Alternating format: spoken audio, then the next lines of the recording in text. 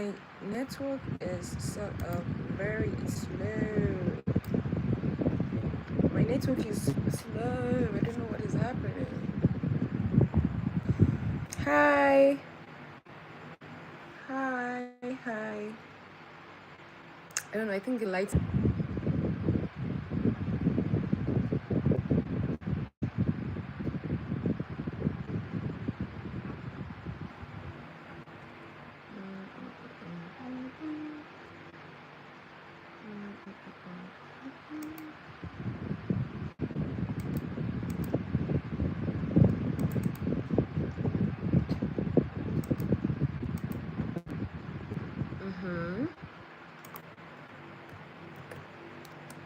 Hola, everybody. Yes, so here's what I'm going to be dwelling on. It's in the chat box. Here's what I'm going to be dwelling on today's video. Hi, please let me know where you're watching from. I feel like this light is like entering like I can see the reflection in my glasses. Let me know where you're tuning in from and where you're watching from. Hi. I'm trying to pin this.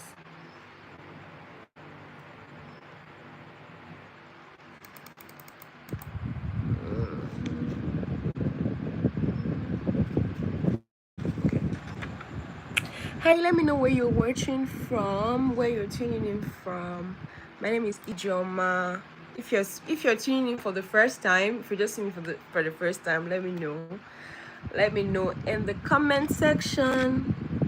Greetings from Lesotho, Africa's Wakanda. God bless you too. Did I pronounce it right? Lesotho or Lesotho? Let me know. And hi, Alex. Welcome. Progress. Hi. Where are you chatting from? Hello. Welcome. My name is Ijoma here, and today's live is going to be a little bit different, and it's going to be about something very, very dear to me, very close to my heart. And because for me, after traveling to places like Cote d'Ivoire, Ghana, Togo, Benin, in the past few weeks, or let me say months now, I've just realized that there's one thing. Realized there's one thing I wish I could change about traveling through West Africa. So, and that's something that I want to discuss today. So I've just put it in the comment section and I've pinned it. So what's that the most stressful part of traveling across African countries for you? I've pinned that. So let me know, and also let me know where you're watching from. Also give this video a thumbs up if you're joining and tuning in. Let me know where you're watching from. So my recent trip to these 5 African countries, are they 5? From Nigeria to Togo, to Cotonou, Cote d'Ivoire, Ghana. That's 5 countries. I went by road. I did a road trip to these countries. So I first took a straight trip from Nigeria to Ghana. It was around 12 hours on the road. And let me tell you something.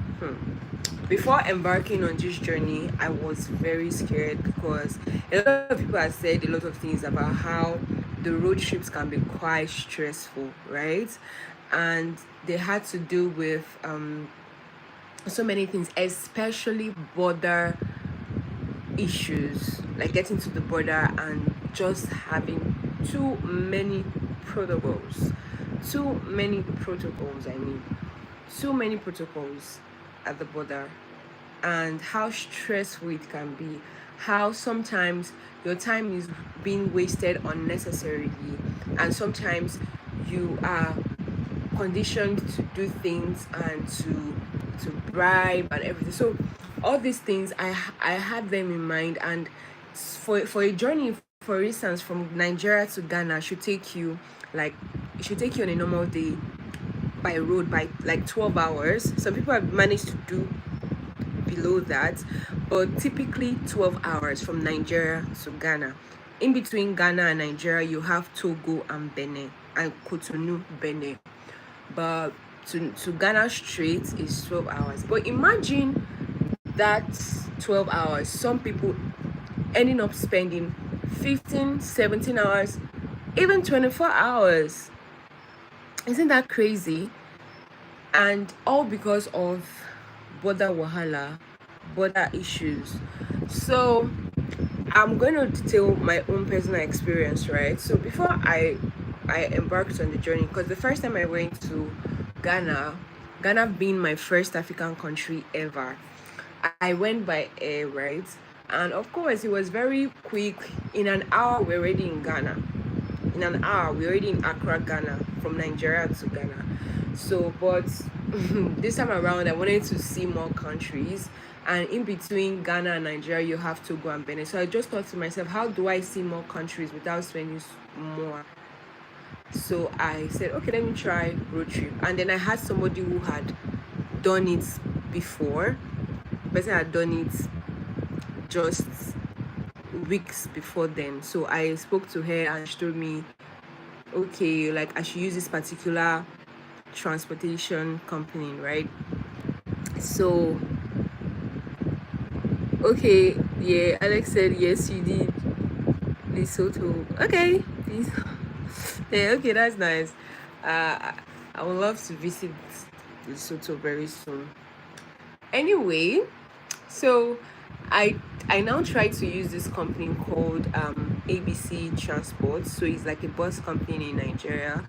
So, and I've heard like a lot of like great reviews about this particular bus transport. And then I just had to like pay.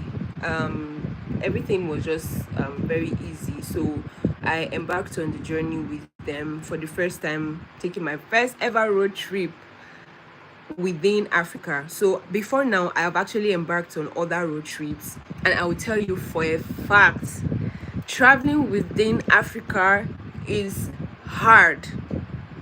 I'm not even going to sugarcoat it for you.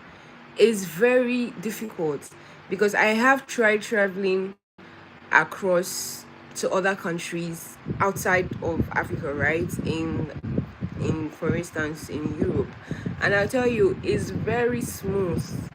Yes, maybe yes, we can agree that maybe because it's a working country, I have visited more countries, and maybe because Europe is easier to move within Europe, right? I'm talking about European countries. But why I feel like why don't we have something like this in Africa where it's especially within our neighboring countries where it's easier to get into these countries without having to sweat to get into these countries, so I used this bus transport from my country, and it was very smooth. They helped us do most of the job, so it felt like a guided tour in the sense that we didn't even really spend so much time with the borders. I kept wondering, okay, is it the same border that people were complaining about? Is it the same border that people were complaining about? Because we spent like maybe within 30 minutes we were done with each border protocol. But let me tell you what now happened, right? If you're just joining in, if you're just tuning in, let me know where you're tuning in from. And so I got to so now when I got to Ghana, okay, I was like, okay, yeah, we got in in 12 hours. Other people said they got in 15 hours and all that good stuff, and they got in 12 hours and everything. And we got in 12 hours. I was excited. Tell me why when I now finally decided to travel from Ghana to Cote d'Ivoire, I saw what people were talking about. Yo, hey God. I have never been stressed in my life. I have never been that stressed in my life.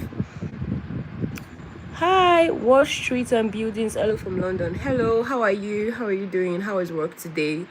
How did work go? So today I'm talking about, like, if I could fix one thing about traveling within West Africa. So I'm just talking about narrating my trip across the 5 African countries that I've been to recently, right? So going from Ghana to Cote d'Ivoire, I used a transport company in Ghana, right? And because of what I already had with the bus that I used from Nigeria, so I thought that, you know, like, going from Nigeria, like the way it was, how smooth it was, that was how smooth it was going to be. Because I didn't really need to do anything when we were, in fact, when the bus trip we used from Nigeria to Ghana, right? They took all our passports, our documents, and all that. So at first, when they took it, I was just like, why are they taking my passports? Like, well, they took everybody's passport, their documents. I understood why they took it later on. Later on, so I, so this time around, when I was going from Ghana to Cote d'Ivoire, I I did not. This time around, I used this bus company in Ghana, and they didn't take our passport. So, I wasn't expecting anything really. I just wanted to see Cote d'Ivoire. I've never been to Cote d'Ivoire before.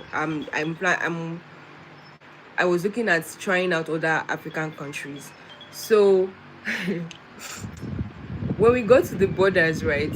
First of all, the journey was going smooth. Everything was going nice. Everything was going okay, right? When I got to the border, the first one was in the one, yes, the border between Ghana and Cote d'Ivoire. Yeah, is that Cote d'Ivoire? Yeah, the border between them, because Ghana and Cote d'Ivoire share a border, right? So guess what? First of all, when we came down, of course you're not allowed to take pictures and videos when you are there. You're not allowed to take pictures and videos. That's one of the mistakes I made. So in Ghana, I tried to take a video. I tried to take, because I make videos online, right? So I was trying to take, okay, I'm currently here, and then the police, the policeman, the security man called me like, come here. What are you doing? I'm like, sorry, I am documenting my journey. It's like, no, you don't do that. It's like, delete those videos from your phone. I'm like, oh, sorry. I'm sorry about that.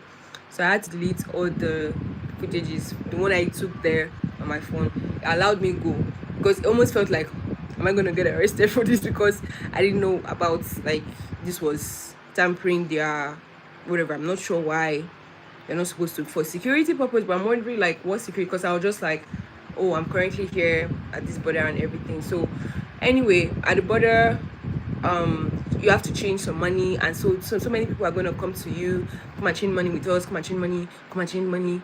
And one thing you have to have in mind is that the exchange rates are going to be different for each person that is exchanging money for you. Like, it's going to be different, so you have to be aware of how much the rate is. If not, yes, you have to do the Google exchange and check online and see how much is. Say for instance, I'm going from Ghana, I'm going to Cote d'Ivoire, and I'm changing maybe dollars. For instance, you say how much is dollar to CFA. So that's what you're going to use. If not, you might, and of course the rates at the black one might be lower sometimes, but you want to use that to gauge how much. Anyway, after that experience, we now go to the Cote d'Ivoire border and our Ivory Coast, and then getting down, they asked us to there was a whole COVID protocol, and this like took me. I was, for the life of me, I couldn't understand why we are observing COVID protocols 5 years down the line. What do I mean by COVID protocols? So, which is great. I'm a health person, right? I'm a health professional. I'm a pharmacist, and I'm a public health advocate. I'm all for, you have to take your health seriously, checkups and all that. But COVID protocols, in the sense that when we got there, they asked us to wash our hands, right? Immediately after washing our hands, they asked us to line up, and then there was this thing where they were now checking our temperature, as well, checking each of us our temperature. And they had this whole thing where you're going to pass through for like to get sanitized or stuff like that. And first of all, I just like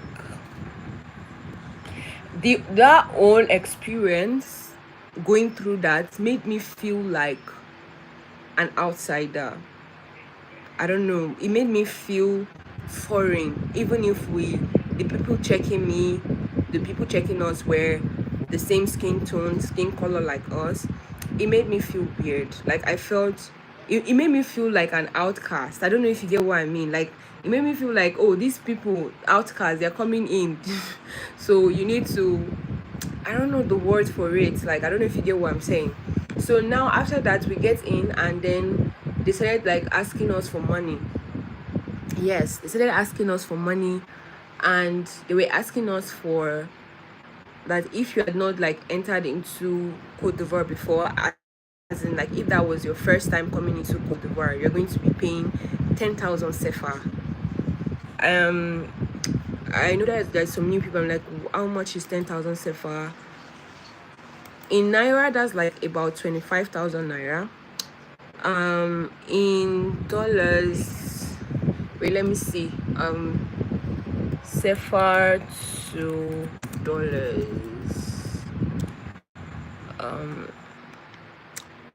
CFA 10,000.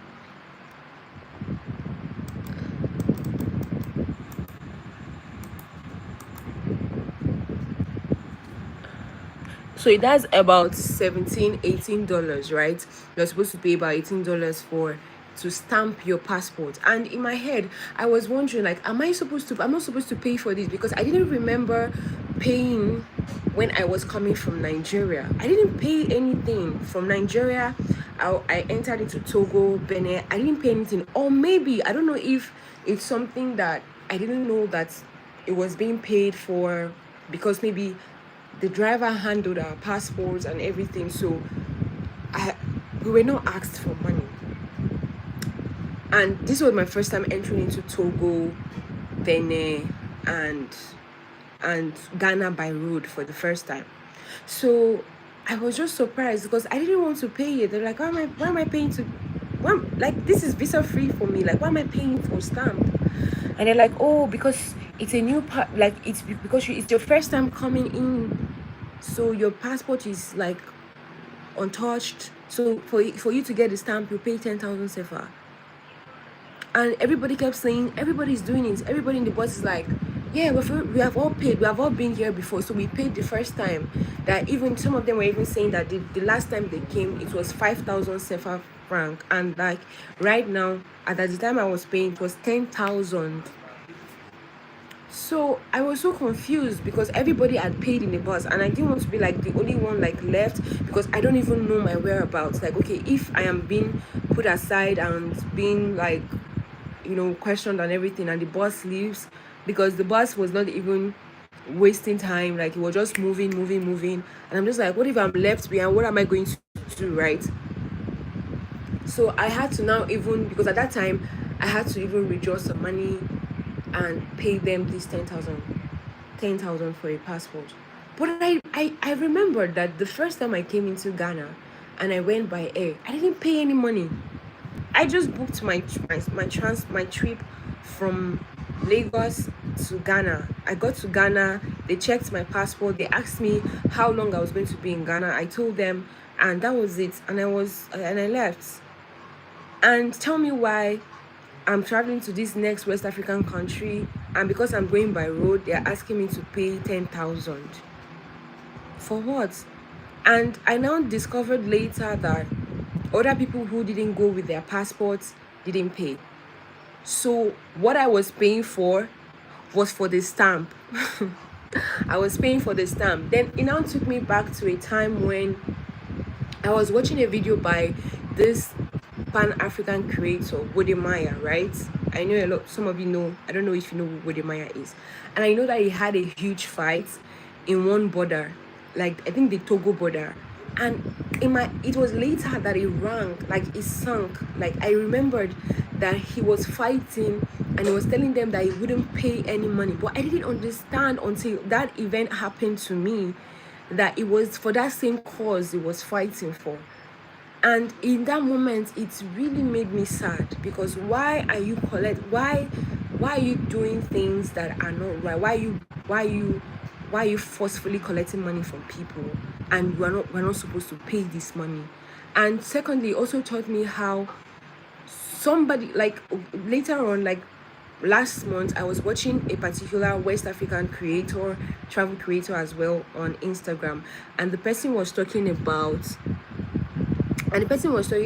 how they are from the Gambia, right? And they did this like West African tour, and was narrating how so difficult it is to travel within West Africa, and how that he had to also pay the same amount of money I was telling you about. I think his own was a lot cheaper, I'm not sure. So like he had to pay this amount of money as well because it was going by road, and how that you're not even supposed to pay, and he tried to go back and forth, and they left him there for hours. And he doesn't know his whereabouts. He cannot be stranded, and he has to leave, and at the end of the day he had to succumb to paying this money. In West Africa, we, the same color, we're doing ourselves, like we are cheating ourselves, we are doing this thing for, like, it was so draining. In fact, I don't even know, it was super draining. That whole process, the long waiting hours at the border, the unnecessary waiting, the bribe, the corruption at the border, made me, for a moment, detest traveling by road or traveling within West Africa, because I just couldn't imagine why that was happening. And it just felt like everybody was already used to it, and it was just normal. It was only until after that trip that I realized that that was not even supposed to be, because it wasn't even a visa fee country. So why am I even paying? And also it taught me another thing. You have to understand your rights. You have to know your rights as a traveler or whatever. Even if you're not a traveler, it made me understand that there are so many things that if you don't know what your right is, you are going to be used. People are going to use you if you don't know your rights. People are going to, you will not know when to stand up for yourself. So that's one aspect. Let me read some comments before I continue, because I was just going and going and I kept going. Let me wear my glasses because I need them to see. Okay.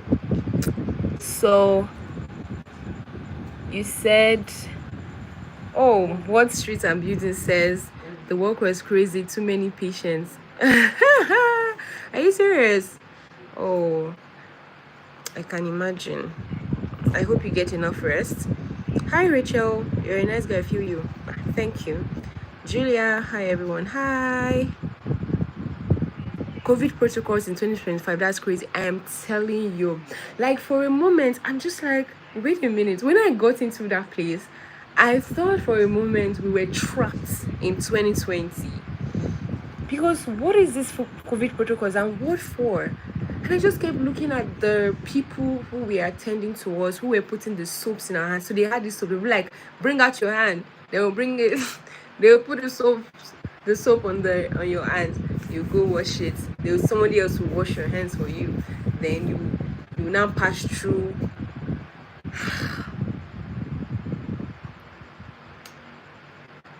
That was something else, honestly.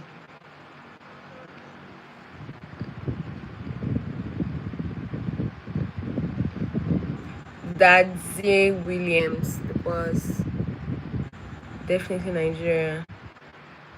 Yeah. I'm Nigerian, proudly one. Nigerians are just rude. Nigerians are excessively polite Nigerians. Alright, drink some water. Okay, thank you. I know you secretly read my chat. I like how you secretly read my chat. Okay. Words Street says Africa just needs many travel presidents in each country. I promise you. It's so crazy how It's so crazy how Traore, the way the world wants to portray him, they want to portray him as someone who is a dictator, someone who is not doesn't have that doesn't have conscience, doesn't have is just ruling, someone who is doing it for his own gains, for his own self. But at the end of the day, we can see the product of the things that he's doing. We can see the results of the things that he's doing. We can see, recently I just read that I think he made education free for the people in Burkina Faso. And again, he also has this amount of money that he gives to his graduates every month. He also has like how much he gives. I think 100,000 something. I don't know, maybe franc. I'm not sure, but there's there's an amount of money that goes to every graduate in Burkina Faso. And somebody even talked about a trend as to how in the nearest future, not in nearest future, a lot of like Burkina babes, I think that's how they are called, are looking at, like, professionals are looking at return that are outside the country, are now thinking of coming back to their country. Tell me, that's what happens when a country is working. When a country is working, a lot of people travel not because it's easy for them. The wave of, we call it, there's a term for it in Nigeria. It's called Jakba. So it's like you leaving your country to another country. And do you know that movement has broken homes? Do you know that movement has broken relationships? And it's just sad because in the first place, most of these people never thought that there will be a day where they're tired of their country and they want to leave and they're going to another country to settle. Some of these people were advocates. Some of these people believed in their country, and it's so sad that it didn't work out for them. So, and these things have led to a lot of strain in relationships, in marriages. For instance, I've seen stories where you are seeing someone is reuniting with their spouse 10 years later, and you are like, how? This is crazy. Or children being left in another part of the world, parents, because everybody is striving, they just want to be better, they just want basic needs, they just want basic amenities, they just want a country that works. They just want a country that works. They just want a country that gives them basic amenities like lights, like good roads, like security. That's just it. Because you see a lot of these people travel to other countries and they feel very lonely and they feel depressed, and it's just like every man for his own. They're just fighting for another day. But there's something in Africa that I don't see in many other countries outside Africa, and that's that communal living. We have that in Africa, especially in West Africa. I don't know about other African countries. There's this communal living where the saying goes, it takes a village to build, so it takes a village to raise a child. You see what I'm saying? So there's that in Africa where you're lacking salt, you can knock your neighbor's door, on your neighbor's door, and ask for salt. It's not something that happens in, for instance, in European countries. Everybody is minding their own business. I'm not saying that each of these has its perks and its pros, but I'm just saying that from this part of the world, this is how life is. So imagine going out there and all of a sudden you're just on your own. You don't know how to navigating a new environment in the first place is hard. Anyway, what as an able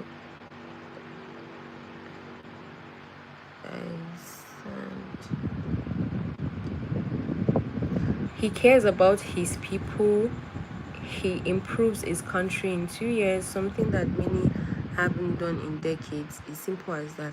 Exactly. And imagine, right? I was reading an article about him, and it says how that he rejected the amount, like the amount that they usually pay people, like the president. He rejected it and said, no, don't pay me that amount. Pay me the amount you were paying me while I was in the military.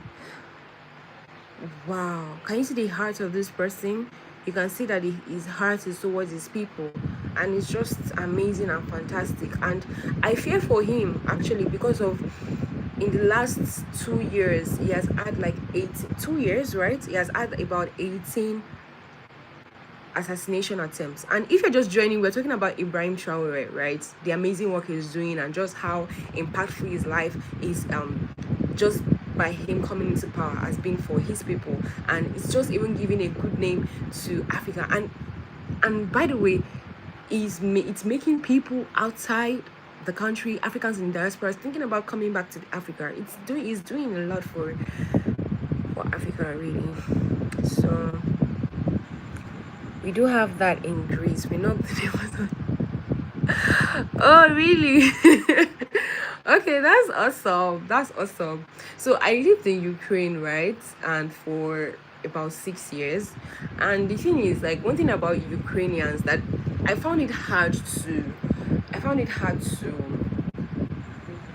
understand the first time I got into Ukraine was the fact that everybody, so if you were to describe Ukrainians or Russians, you can call them, you may term them as cold. They might be like, they might feel cold to you because everybody is like, see, a Ukrainian hardly will say hi to you if they don't mean it, or I'm fine to you. Okay, guess what? I'll give you like some culture shocks for me, right?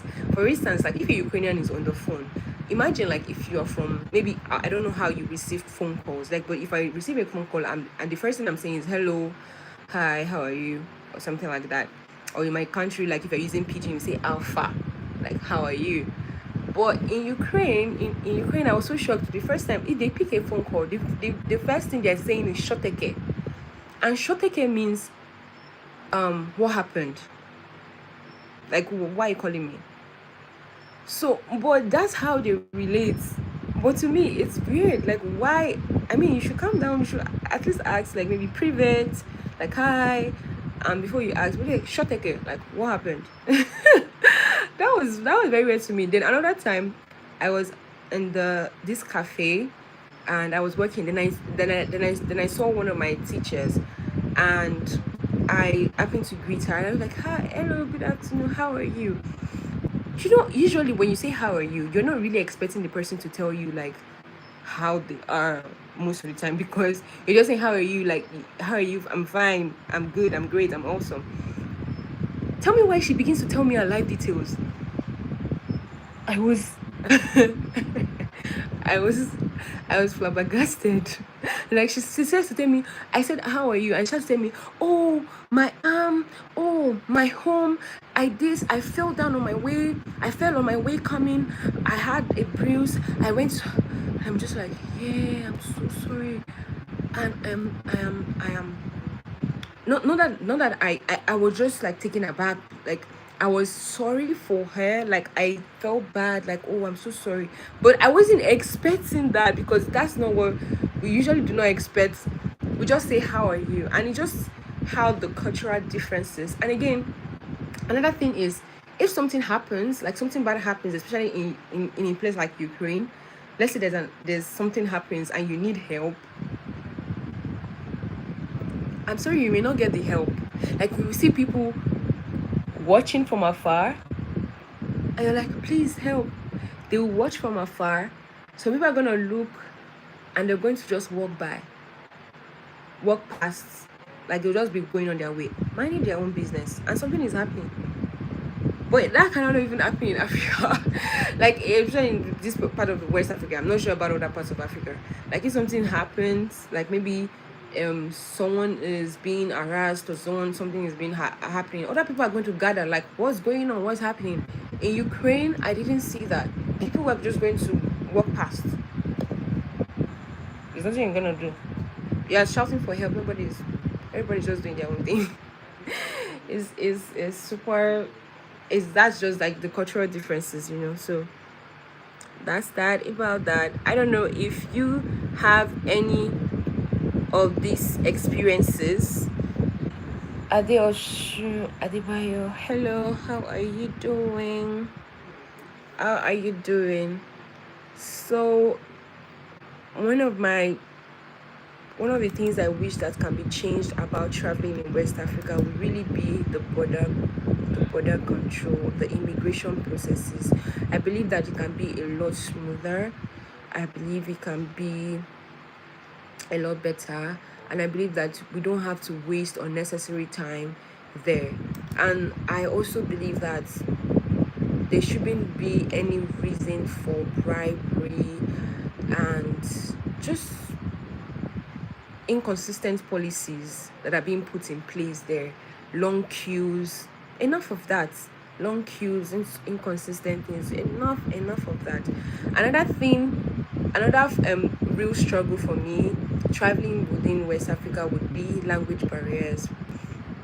For instance, it's English in Ghana and Nigeria, but you see, when you get to Togo and Benin, Cote d'Ivoire, it's French. It's crazy because it was on this trip that I did discover what really happened in the Berlin conference years ago. So if you're a history student, if you're someone into Africa story, Africa, this, that, you understand that the way Africa was shared was in that Berlin conference that happened years ago. So they shared it, and the way they shared it, they made it so much so, because sometimes most people think between Ghana and Nigeria there's no country. There are two countries between Ghana and Nigeria. But imagine between Ghana and Nigeria, it's francophone, French speaking countries. So you're just going to be so confused. I left Nigeria, and the border to Nigeria is it Benin? Yes, Benin Republic. That's Cotonou. And I couldn't understand anything. And they share a border with Nigeria. You don't understand anything. So if you are trying to go and visit these places, you need to know your French. You need to actually know like a few phrases in French. You need to know something. So the language barrier is a lot harder. Like if you don't have anybody with you, thankfully when we were going, we had like this Togolese passenger in the bus, and he helped us buy some meal. And even at that, someone told us, when I posted that video, you can check my videos online, because I created like I document my journey across. I've been documenting my journey across Africa, West Africa. The person said we were being cheated, so we got a plate of food for 1,000 CFA franc, and the person said we could have gotten it lesser than that, but we don't know. Like you're traveling, you just want to eat. You're not thinking, oh, this person is trying to shortchange me. You just want to eat. You're just tired. You want to eat. So, but if, for instance, you understood what the language was, maybe it would have been a lot easier, right? So, language one is border control hassles for one of the real struggles, pain points of traveling within West Africa. The second one is language barriers. In Cote d'Ivoire, I struggled is an understatement, honestly. I only knew bonjour, and combien. Combien is like how much. That's all I knew. Last month in Oxford Street, a man was laying in the ground. Everybody walked past, nobody cared. I want to see if the man needed help or do CPR or something. Nobody came to help. Can you imagine? And you know the thing, right? So it got me thinking, why is it that they don't rush to help? That's not their first. That's not something that comes to them first. I always wonder that why is it like that? And I'm thinking, could it be because sometimes the first person at the scene is a suspect? Could it be that? Because like in the law, there's something like maybe the first person that is found there is a suspect. Could it be that? Because I just wonder, like, why? Let me tell you one. Like, while I was in Ukraine, so one thing about me is like I don't like pets. I'm sorry if you're a pet lover on this live. Let me know where you're watching from. The 8 people that are online, let me know where you're watching from, and also give this video a thumbs up. So now pets I dislike. I just do not believe that I believe that they belong to the wild. So let me just put it like that. So in Ukraine, you have these dogs that just move around freely. They move around freely. So, and most of them, okay, let me tell you one that really shocked me. The first time I saw a dog wait for the traffic control, wait, the dog, when it was stop sign, the dog waited. When it was ready, it didn't move. When it was on the yellow, it didn't move. When it was green, it started moving and it crossed. I'm like, what?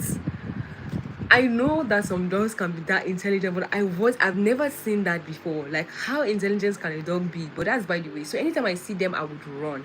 And I know that people always say that, oh, it's when you run that they start to suspect you and they run after you. I'm like, no, I'm still gonna run. I don't like dogs.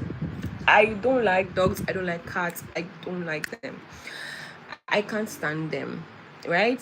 So one day like this, I saw this dog running, and I began running. I was running, and guess what? All the Ukrainians just like they were walking, like different people walking different places. All they just did was just to turn, and they stood and they were looking, and some of them were laughing. Nobody even thinks, oh, let me, like, maybe they should caution the dog or something. I fell, I tripled over like while running, and nobody even came to say, oh, let me help you up. It was a walk of shame. When I stood up, it was a walk of shame for me. So that's how it is there. Everybody is just like on their own.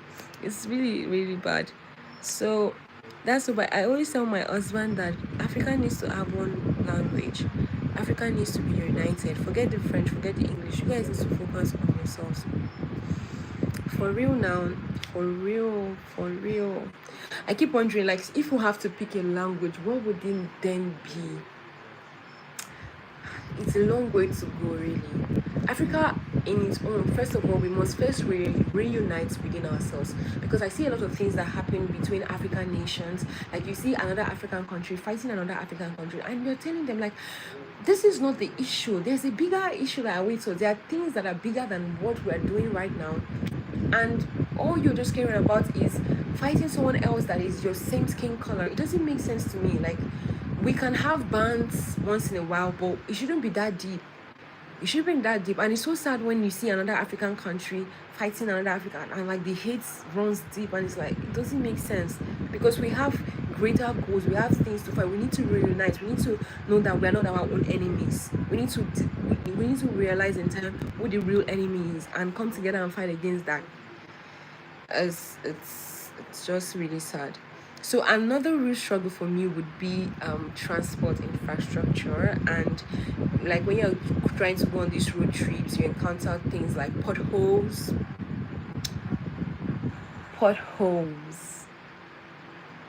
delays, potholes is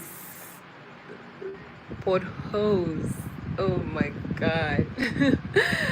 Especially my trip from Ghana to I think it's just the roads. I expected. I was not disappointed. I think the road system is okay, and I believe that it can be better, because there are some aspects where you encounter potholes, and potholes, you can feel it in a journey. It makes a road trip. I enjoy road trips. Like, I went from Ukraine and I entered into Poland, Germany, Italy, and France by road, baby. And it was I loved it so much. It was everything. I enjoy road trips, but road trips are only enjoyable when you have comfortable seats in the bus, air conditioned, maybe during of course, like then I went during the summer, and good roads. That's only when you enjoy road trips. If not, you're gonna like suffer. Anyway, so another thing is the budgets for airlines. So within Europe, right? This is how I wish Africa was. Within Africa, why should the amount I pay within an African country be absolutely ridiculous? Like, the cost of traveling by air would be so ridiculous. Like within the same Africa, like I'm just going to the next neighboring country and I'm paying through my nose. Why? You will see like within Europe. I know that I'm comparing within Europe, but I feel like this, like if you can see something work somewhere, it means that it can work. It's replicable in another place. We just need to sit and see how can we do this. How can we make it easier for our people? How can we make it easier for the citizens? How can we make it easier for us within Africa to travel and not feel it? You say traveling from one African country to another, and you're saying you have to pay like $500 to for a one-way trip. Like, why? Does it make sense? It doesn't make sense, honestly. Like, why am I paying 500? And if, for instance, if you're going through maybe from one European country to another by air, you can even see something as low as $50, $100, $150. That's what I'm talking about. Why am I paying within an African? I'm going from this African country to this African country, like a 1 hour trip, 2 hour trip. I'm paying through my nose. Like it doesn't actually like make sense. So that's why, because of these limited budget airlines, the people have to now depend on road trips.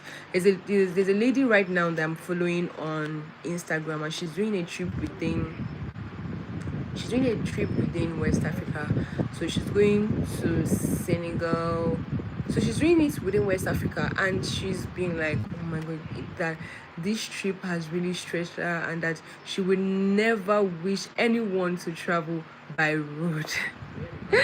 Oh my god, everyone that goes by road keeps complaining.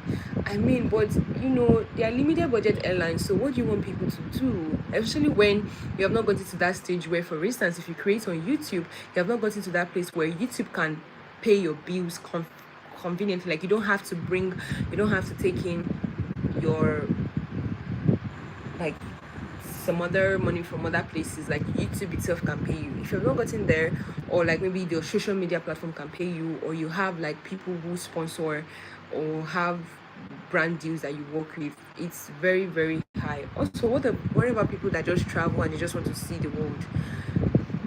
What then happens to them? They cannot travel within Africa. So someone either instead of them paying that amount to travel to another neighboring African country, they would rather use it and travel to a country that is far away from. One that I face, another one of the real struggles traveling by road within West Africa, is documentation confusion. Because one moment someone is asking for yellow fever card, another moment nobody's asking for the yellow fever card. Someone is asking you to pay an exorbitant fee for a yellow fever card, and you have this yellow fever card. You get there, they say, oh no, there's something missing in your yellow fever card. You need to get this vaccine. Okay, and I'm like, okay, I got this from the Ministry of Health in my country. They didn't give me this particular thing for vaccine. And then, oh, you have to pay this amount to get this one. And they're like, you have to drop that amount of money. And how much are we talking about? They're talking about 6,507 franc. Yes, this happened to me in Cote d'Ivoire. And I'm just like, okay, as a health person, I'm not supposed to take this. Like, this has even been discontinued. You're not supposed to, like, you can choose. Like, the Ghana government have even discontinued it. And I'm not sure why I have to pay for this vaccine, meningitis vaccine. For what? And they're telling me, no, I have to. That if I don't pay for it, then I should bribe you to go. It's crazy. It's crazy. And I passed through Ghana, I passed through Togo, but they didn't ask me for this vaccine. So the confusion is just a lot. The passport stamp, if you go with your ECOWAS, if you go with your identity card, you're not gonna pay any money. If you go with your passport, I'm gonna pay money. Pay money, like why? What's the confusion? Then you get to another place, they're like, okay, if you have the whether you have the card or not, you're going to still pay some money. It's just a lot, really.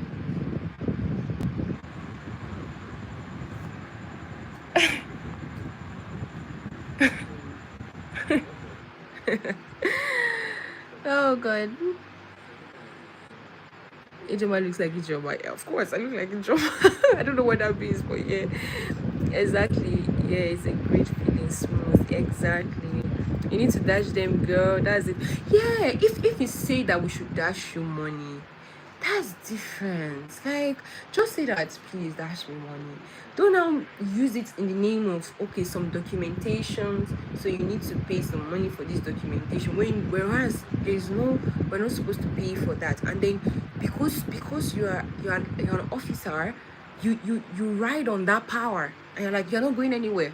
We're not gonna let you go, and there's nothing you can do about it. You can't film here, so you can't even report what is happening. Even if you report, who is even really going to nothing's gonna happen, because everybody is in sync, you know. It's just a lot. So if I could maybe wave a magic wand, what am I going to fix first?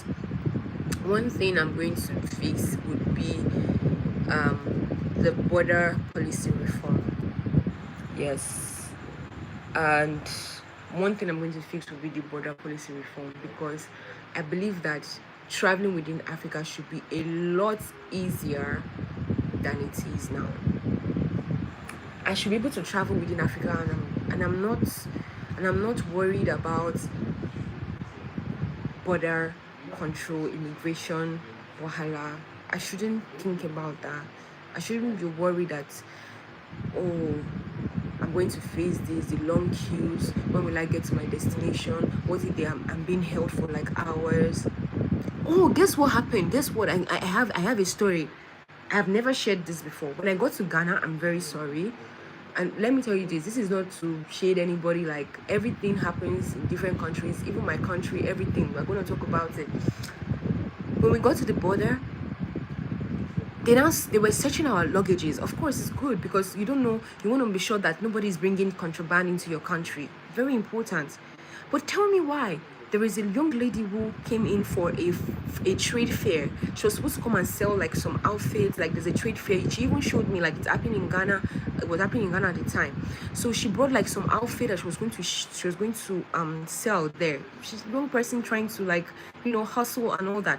Tell me, she get there, they searched our luggage. They asked her what she was going for. She showed them a picture. She showed them an invitation of them inviting her, like, everybody, people who like were invited for the trade fair from different parts of the country to come within West Africa.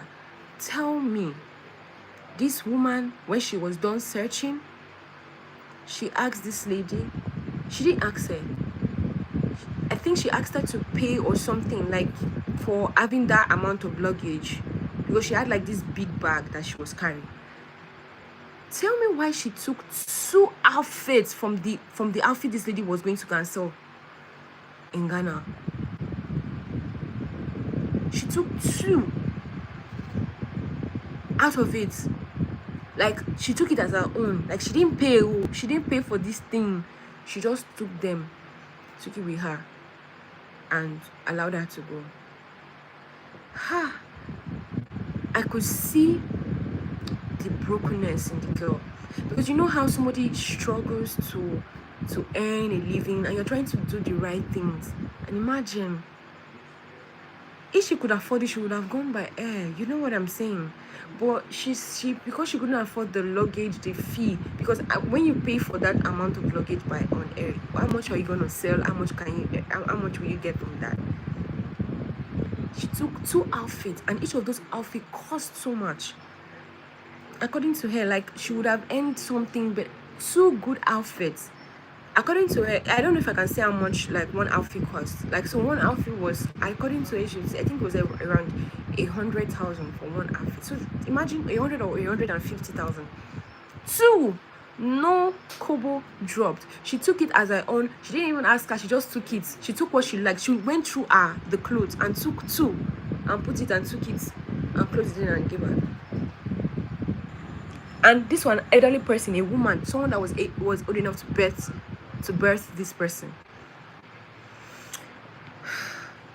Look, this is the first time I'm just talking about this since it happened. It was stalling somewhere in my head. I never spoke about it, but it's very sad that we do these things to ourselves and we call ourselves Africans. We're doing ourselves. Last year I visited Lagos, and in 15 days I paid over $200 just because I'm on go. Oh my god! I'm telling you, that's very sad. That's very, very sad. I hate the feeling of taking advantage of people. Like, one thing I hate in my life is being taken advantage of. See, I rather like you tell me that, please, I need your help, than use my head and think you can use my head and cheat me. It pains me. It doesn't matter how much. It pains me so much. Like, I feel very bad. I rather like you tell me that this is the amount, but really, like, you wouldn't mind some change. I'm telling you, it's really bad. Like, us doing this to each other is very bad. It's very, very bad. So one thing would be for us to change, to reform our border policies within Africa. And what about our transportation upgrades, like modern bus travel? How about we work on trains? Like, imagine you can have train that goes from Nigeria to another country, from Ghana to another country.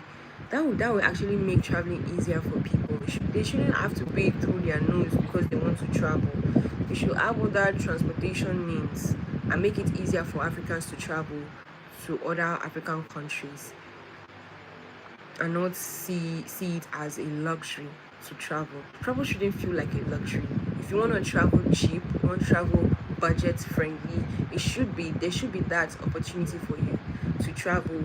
In Europe, when I keep talking about this because I spent like 6 years of my life there, and really, like, they made life so easy. You couldn't tell who was poor, who was rich. If I wanted to go to an European wants to go to 5 European countries, they may not have so much, but they get to enjoy themselves because nothing is being glorified as something. Oh, this is luxury. In school, then I was telling somebody how there was something that I really, really admired about being in school back in the day, right? Going to restaurants was not luxury. Like, if I'm going to a restaurant, it's not luxury. Like, it's an everyday. Look, we could be in class, we have break, like we are in class from maybe 9 to 12, and there's this break time between 12 to 1. You enter into a restaurant, you sit, you eat, and you go. But here, what I have noticed is that you want to go to a restaurant, you are planning to go to a restaurant, you are saving money to go to a restaurant. You're like, okay, I want to go to a restaurant. You are planning, oh, I'm going to go to a restaurant next month, so let me start saving. Hi, it's not a big, out there, it's not a big deal. Restaurants, you can walk into a restaurant, you just buy something, sit, eat, and go. Like, here, some things are so glorified. I'm just like, why? Like, they should make things shouldn't be made a luxury for people. Let it make it easier for people to afford things. It's not that hard, right? Traveling shouldn't be hard. Then in Ukraine, maybe I could with say $300, I could travel to another European country, spend like 3 days, and come back. I went from Ukraine to Netherlands. How much did I even spend? I don't think I spent up to $500 from Ukraine to Netherlands and back with my air trip. I don't think I spent up to $500. I spent like 2 main days, like 3 days in total, right? 3 days. I don't think I spent up to $500. I had a nice place to stay, everything. Travel shouldn't be, I don't know, it's quite sad because a lot of people I know want to travel within Africa, but they don't even know how. It's not structured. It's not structured. Like, how do I go about it and all that? So one thing I would, if I had a magic one, like I've already said, one thing would be better border policy reform. Secondly would be transportation upgrades. Thank you. I would prefer to tell me I need your help rather than give me money because you are in Nigeria now inside the airport, which I didn't mind because I was ready for it. It's a little help. Exactly. And don't feel entitled to my money, right? I can decide to do whatever I want to do with it. Don't feel entitled to what I have. Oof, please. Oh my God, please. So anyway, I don't know. My question would be, do you think travel across Africa should be easier for Africans? Or maybe it's just me talking or something like that. What do you think? I would like to know what your thought is. And what do you think should be fixed first? I need to put a poll. Yeah, definitely. Exactly. Right. Right. I'm so sorry about your experience, first of all, like what you experienced in Lagos. Sometimes I just it's quite sad. I want to know what other people think in the chat as well. Yes, exactly. What do you think about travel across Africa? Should it be easier for Africans? What do you think? Because maybe it is just my own experience. Maybe you had better experience. I would like to know though. I would like to know what that is like for you. So I want to put a poll, and the poll would be, which should be fixed first? Should be fixed first. Should it be border policies?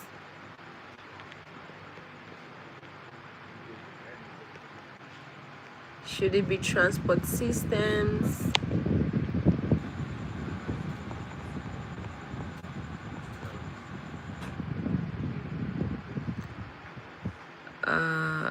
More options. Should it be visa, documents?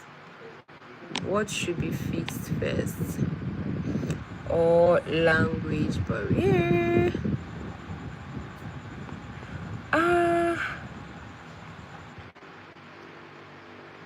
So yeah, that's it. Which should be fixed first?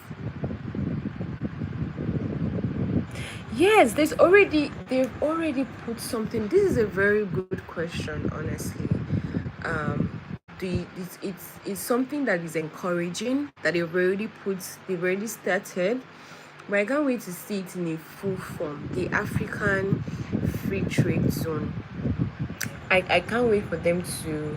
I can't wait to see it in the fullness of it. Right. I think it will change a lot of things. It will help. It will help things get better. To help things get better. There are other people in the chat, but you are not chatting. Okay, do you just prefer to listen today? You just want to listen, or that? But what streets and view this? I wanted to know. You say but you have this like slangs, like Nigerian slangs. How did you get to know that? Tell me about it. I would like to know. Yeah, I'd like to know. So yeah, so with the ECOWAS passport that is on ground, and with the help of like Pan-African creators that are already like creating awareness around this, like with Maya, you have with Maya from Ghana, you have one girl that I left from Ethiopia, you have people like these that are creating awareness. This is encouraging. We have more people creating awareness, African, Pan-African creators. This is awesome. The AFCTA, the African Free Trade Zone. This is some encouraging signs that things would get better, hopefully by God's grace. So, also there are some efforts that are made by other African countries to ease regional travels. Airlines like Rwand Air, awesome, and also for content creators like us. Oh, that explains it. Okay, you're married to a Nigerian king. We are both doctors. Oh my god, I met you in the UK. You're the luckiest woman in the earth. Oh my god, I'm so happy for you. Wow, because I was thinking you have some of these slangs. How? And it's so Nigerian. Wow, it's awesome. I like that. That's beautiful. Oh, wow. Lovely. Love it for you. Okay. So, well. Oh no, please, you're not an Aguero. What? What? Please. What? Do you know what you're saying? I don't even like Aguero. Please, oh. Oh my god. Please. Wow, that's beautiful. 10 years. Oh my god, that's awesome. That's really awesome.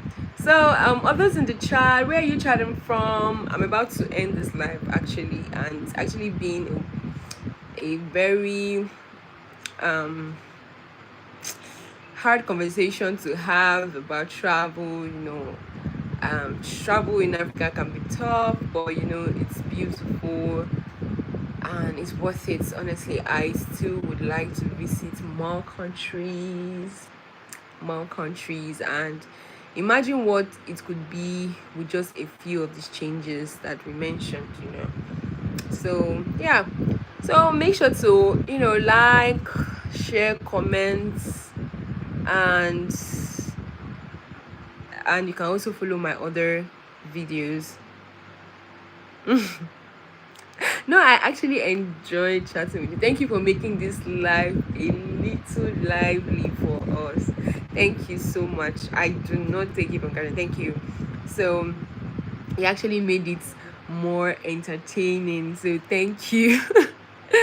Thank you very much. I'll actually be going off live now. It was wonderful chatting everybody. So you can watch the replay. You can tell a friend, or you can share it to watch the replay in case they missed it. And maybe next live we can talk about something. Let me know what you want us to talk about in next live. What would that be? What should we discuss in our next live?